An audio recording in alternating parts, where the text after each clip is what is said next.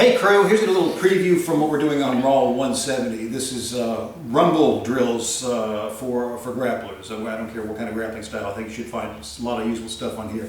Now you can treat these as solo warm-up sets, or you can have it replace conditioning for a particular day. If you're sitting around doing tons of burpees, and nothing wrong with that because no burpees are hard as hell.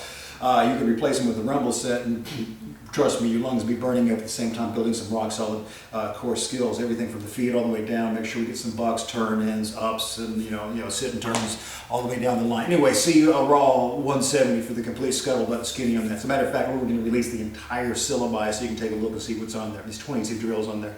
Sweet stuff. We've been working on it, flowing together for some time now. Finally got it the way I want it.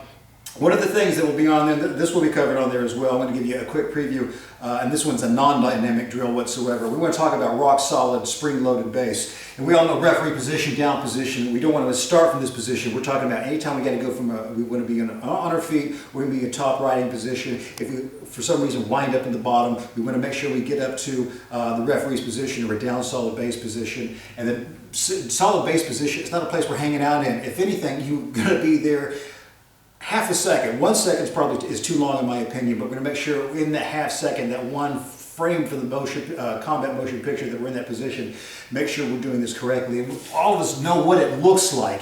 It's more of a feel of anything else. We know it's hands and knees, and this is referee's position.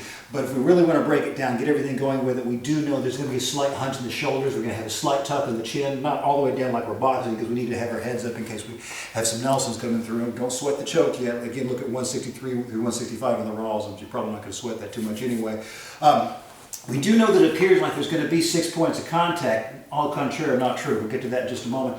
Whenever your hands are on the mat, you're not doing all this passively. Most of the weight is going to be on the balls of the feet and on the rear palms of the hands. The fingers may be making contact with the mat, but really the palm, I'm exaggerating this at this point, the palms are really driving hard back so I can spring load my ass back and over my feet. Matter of fact, the sheet of paper I have right here, if I'm back here, you should be able to slide a sheet of paper underneath the knee the entire time. Now, that lets us know that we are completely spring loaded. We're going to have that flat back position that you need as a grappler, one, to protect the hips, and make sure you're getting that spine in proper alignment to shooting everything up. So we're talking about the shoulder hunch, the chin in a little bit, and we're talking about spring loading. Again, the bottom portion of the palm of the hand. Probably get that sheet of paper underneath the front part of the hand here as well. Not pushing through this way.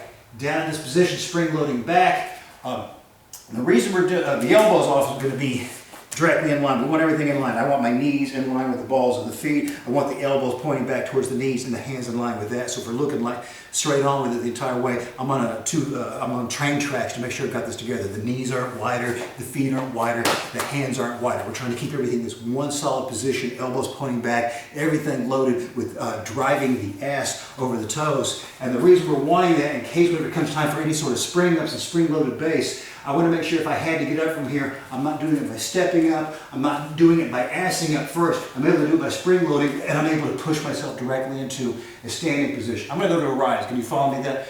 So when we're talking about here, I don't want it to be like here and then up. We're trying to find that spring loaded position where you're able to have one solid up at the same time.